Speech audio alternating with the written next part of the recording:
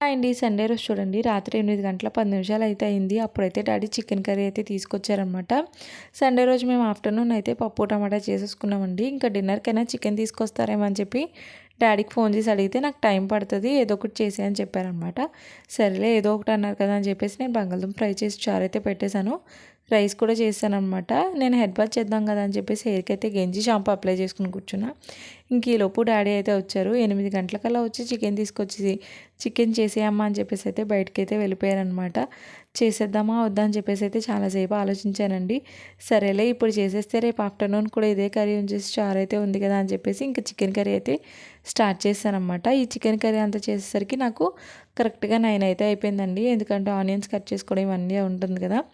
ఇంకా అంతా 9 అయితే అయిందనమాట. ఫాస్ట్గా అవుతుంది కదా అని చెప్పేసి కుక్కర్లో అయితే పెట్టేశాను. కుక్కర్లో పెట్టినా సరే 9 అయింది. ఇంకా బయట అయితే చల్లగా వర్షం పడుతూ ఉంటే ఇంట్లో అయితే చికెన్ కర్రీ టేస్ట్ అయితే చాలా చాలా బాగా వచ్చింది. ముక్క కూడా మంచిగా అయితే ఉడికిందనమాట.